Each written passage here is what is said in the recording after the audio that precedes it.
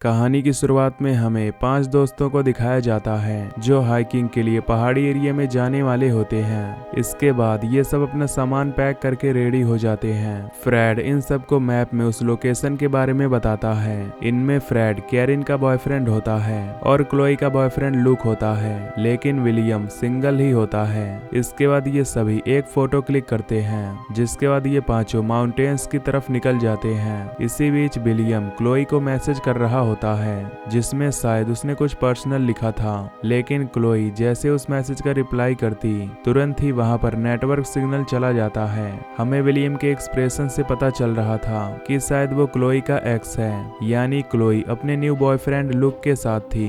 Look hiking पर नहीं आना चाहता था क्योंकि उसे ऊंचाई से बहुत डर लगता है, लेकिन क्लोई के बार बार कहने पर ही लुक यहाँ आया हुआ था। क्लोई का एक पास्ट होता है जिसमें उसकी गलती की वजह से एक पेशेंट मर गया होता है, इसलिए क्लोई को उसका बहुत दुख होता है। दरअसल वो अपने आप को उस पेशेंट के मौत से बाहर निकालने के लिए ही हाइकिंग पर आई हुई है। अब रास्ते में ये सब एंजॉय करते हुए आगे बढ़ते हैं। फिर जंगल में पहुंचने के बाद ये सभी उस पहाड़ी एरिया की तरफ जाने लगते हैं। जंगल में करीन कुछ फोटो शूट करती है। उधर विलियम क्लोई से अपने दिल की बात शेयर करने वाला होता है, लेकिन क्लोई उसे अपने से दूर रहने के लिए बोलती है क्योंकि अब वो केवल लुक से प्यार करती है। खैर अब आगे जाने पर इन्हें पहाड़ी एरिया मिल जाता है, जिसके बाद फ्रेड पहाड़ों पर से ऊपर चढ़ने लगता है। ये सब देखकर लुक को काफी डर लगता है। इसके बाद सभी किसी तरह से रस्सी की मदद से पहाड़ों पर चढ़ने लगते हैं, लेकिन लुक पहाड़ों पर डरते हुए चढ़ता है। अब किसी तरह इनका पहला स्टेप पूरा होता है।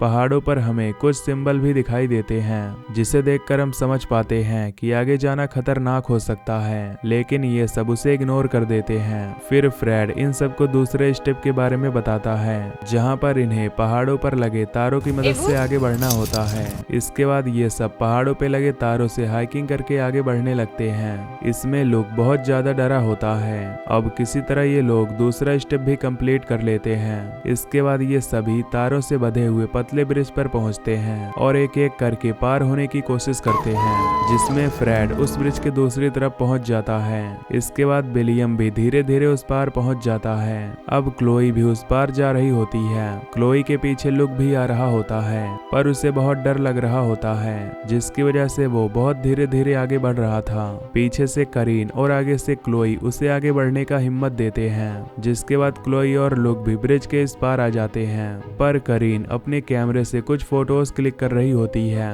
इसी बीच फ्रेड का ध्यान ब्रिज के तार पर जाता है, जो धीरे धीरे खुल रहा होता है, लेकिन फ्रेड करीन को यह बात नहीं बताता क्योंकि ये सुनकर कैरिन काफी ज्यादा पैनिक हो सकती थी। इसलिए वो उससे कहता है कि बेबी जल्दी आ जाओ। खैर अब तार की पकड़ बहुत कम हो गई थी, जिसे देख क्लोई कैरिन को जल्दी आने के लिए बोलती है। इसी बीच तार से बंधा ब्रिज खुलकर नीचे गिर जाता है, जिसके बाद कैरिन उस तार पर लटकी होती है, पर तार की पकड़ बहुत जल्दी ही खत्म होने वाली थी। ये देखकर फ्रेड उसके पास रस्सी फेंकता है, जिसे पकड़कर कैरिन भी इस पार आ जाती है।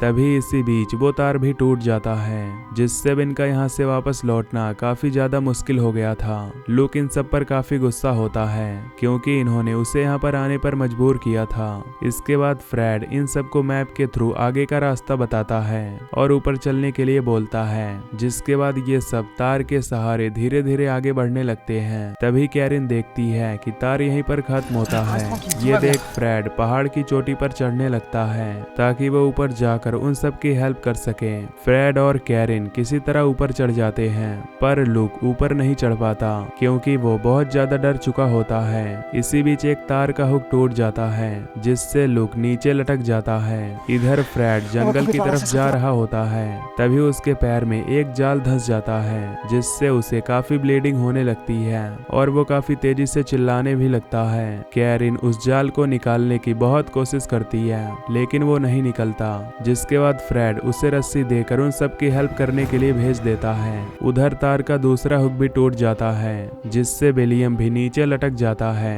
अब ये सब हेल्प के लिए चिल्लाते हैं। विलियम लुक का हाथ पकड़ लेता है क्योंकि उसे नीचे गिरने का खतरा होता है। कैरिन ऊपर से रस्सी फेंकती है, जिसकी मदद से लुक पहले ऊपर जाता है और फिर सभी ऊपर चले आते हैं। उधर फ्रेड दर्द के कारण तड़प रहा होता है कि तभी उसके पैर में फंसे जाल से कनेक्टेड जंजीर को कोई खींचता है, जिससे फ्रेड भी उसी जंजीर के साथ खींचा चला जाता है। अब कैरिन सबके साथ उस लोकेशन पर आती है जहां पर फ्रेड के पैर में जाल धंसा हुआ था, लेकिन इन्हें यहाँ पर फ्रेड नहीं दिखाई देता, जिसके बाद ये सब उसे ढूंढने लगते हैं। इसी बीच लुक को कुछ ब्लड गिरा हुआ दिखाई देता है, जिससे उसे पता चलता है कि फ्रेड को कोई यहाँ से खींच कर ले गया होगा। कैरिन अपने बॉयफ्रेंड को खोकर काफी दुखी होती है। लुक विलियम के ऊपर काफी गुस्सा होता है क्योंकि वो इन सब की वजह से ही यहाँ पर आया था, इसलिए वो इनको ही दोषी मान रहा होता है। तभी कैरिन उन्हें समझाती है कि हम सबको मिलकर फ्रेड को जंगल में ढूंढना होगा, जिसके बाद ये सभी उसे ढूंढने के लिए जंगल की तरफ जाने लगते हैं। रास्ते में लुक और विलियम में किसी बात को लेकर झगड़ा होने लगता है, जिसे क्लोई छुड़ाने जाती है, पर इसी बीच क्लोई एक गड्ढे में गिर जाती है जो कि उस घास से ढका हुआ था। अब कैरिन रस्सी की मदद से उस गड्ढे में जाती है जहां पर उसे कुछ नुकीले पत्थर दिखाई देते हैं। नीचे आने पर वो देखती है कि क्लोई के हाथ में एक पत्थर धंस चुका होता है, जिसके बाद कैरिन क्लोई के हाथ से उस पत्थर को निकालती है। कैरिन वहां पर देखती है कि बहुत सारे जानवर उस नुकीले पत्थर की वजह से गिरकर मर चुके होते हैं। उधर विलियम को किसी के होने की आहट सुनाई देती है, जिसे वो लुक से बता रहा होता है, लेकिन लुक उसकी बात को इग्नोर कर देता है। अब कैरिन क्लोई को बचाकर ऊपर लेकर आती है, जिसके बाद वो क्लोई के हाथ को कपड़े से बांध देती है ताकि उसे ज्यादा ब्लीडिंग ना हो।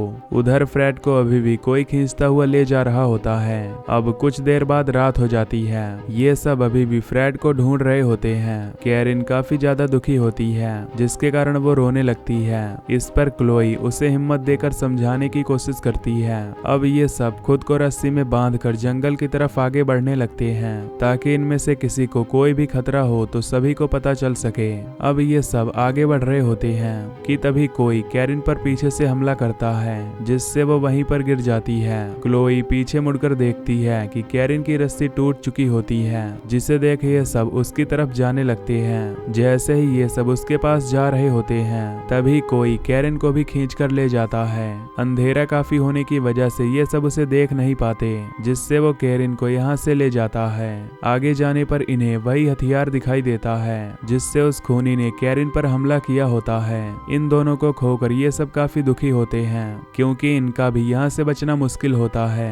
खैर अब कुछ दूर आगे चलने पर इन्हें एक घर दिखाई देता है, जिसके पास पहुंचकर विलियम इन सबको छिपकर चलने के लिए बोलता है। अंदर जाने पर इन्हें फ्रेड दिखाई देता है जो कि खून से लथपथ होता है। क्लोई उसे उठाने की काफी कोशिश करती है, लेकिन इसी बीच वो अपना दम तोड़ देता है। इसके बाद लुक उसकी बॉडी को एक कपड़े से ढक देता है। अब विलियम बेसमेंट में जाने लगता है ताकि उसे यहाँ के बारे में कुछ पता चल सके।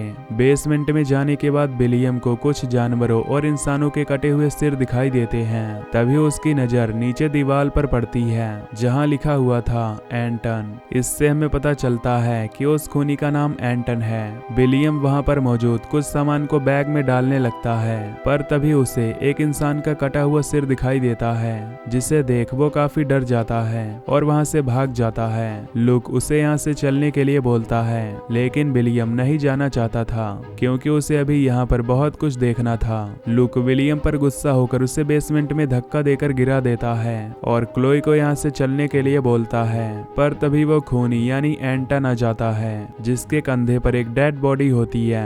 एंटन उस बॉडी को क्लोई के ऊपर फेंक देता है, जिससे क्लोई नीचे गिर जाती है। अब लुक और एंटन में लड़ाई होने लगती है, जिसमें दोनों काफी घायल हो जाते हैं। क्लोई लुक को बचाने आती है तो तभी एंटन क्लोई पर हमला करता है। इसी बीच लुक वहां से बाहर भाग जाता है। नेक्स्ट सीन में हम विलियम और क्लोई को बेसमेंट में बंधा हुआ देखते हैं। अब इन्हें ऊपर उस एंटन की आहट सुनाई देती है जो कि अपने तलवार की धार को तेज कर रहा होता है क्योंकि वो इन दोनों डेड बॉडी को काटने वाला था। ये आहट सुनकर ये दोनों काफी ज्यादा घबरा जाते हैं, जिसके बाद क्लोई खुद की रस्सी खोलने लगती है, लेकिन वो उस रस्सी को नहीं खोल पाती। इसके बाद एंटन बेसमेंट में आता है और विलियम को पीटने लगता है। ये देख क्लोई काफी ज्यादा चिल्लाने लगती है, जिसके बाद एंटन क्लोई को फ्री करके यहाँ से ऊपर ले जाने लगता है। उधर लुक भागता हुआ जंगल में पहुँचता है, लेकिन वहाँ पहुँचने पर वो अपने ऊपर काफी शर्मिंदा होता है क्योंकि वो अपने दोस्तों को अकेला छोड़कर यहाँ भाग आया होता है। इसलिए वो वापस जाकर उन सभी को बचाने के बारे में सोचता है। इधर विलियम रस्सी से फ्री होकर बेसमेंट के डोर को खटखटाता है। यहाँ एंटन क्लोई को रस्सी से बांधकर उसे टॉर्चर करने लगता है। वो क्लोई पर चाकू से हमला करता कि इससे पहले ही वहाँ पर लुक आ जाता है, जो उस पर एक पत्थर से हमला कर देता है और फिर वहाँ से जंगल की तरफ भागने लगता है। एंटन उसका पीछा करने लगता है। इधर क्लोई खुद को रस्सी से खोलकर फ्री कर लेती है, जिसके बाद वो बेसमेंट को खोलकर विलियम को बाहर निकालती है। क्लोई कैरन की डेड बॉडी को देखकर काफी मिस कर रही होती है, लेकिन विलियम उसे यहाँ से चलने के लिए बोलता है। अब अगले दिन सुबह लुक भागते भागते जंगल में एक जगह रुकता है, क्योंकि वो भागते हुए थक गया होता है। इधर विलियम और क्लोई भी जंगल की तरफ भाग रहे होते हैं। एंटन लुक का हंटिंग कर रहा होता है, जिससे बचकर वो भाग रहा होता है। लुक जैसे एक पेड़ के पास रुकता है, तुरंत ही एंटन उस पर तीर से हमला करता है, लेकिन वो तीर पेड़ पर लग जाती है, जिससे लुक सेफ बच जाता है और वहां से फिर से भागने लगता है।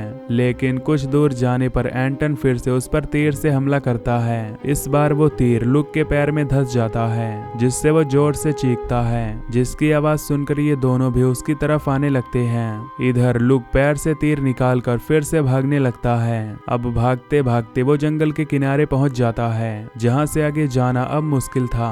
इसलिए एंटन और लुक दोनों में फाइट होने लगती है, जिसमें वो दोनों एक दूसरे को मारने लगते हैं, जिससे बचकर लुक पहाड़ से लटके एक सीढ़ी नुमा रॉड को पकड़कर लटक जाता है। इसी बीच वहां पर ये दोनों आ जाते हैं। विलियम लुक का हाथ पकड़ लेता है और उसे ऊपर खींचने लगता है, पर तभी उसे लुक के ऊपर गुस्सा आता है, क्योंकि लुक उसे बेसमेंट में धक्का देकर भाग आया था। इसलिए वो लुक का हाथ छोड़ देता है, जिसके बाद लुक नीचे गिर जाता है और उसकी मौत हो जाती है। ये देख क्लोई काफी ज्यादा रोने लगती है।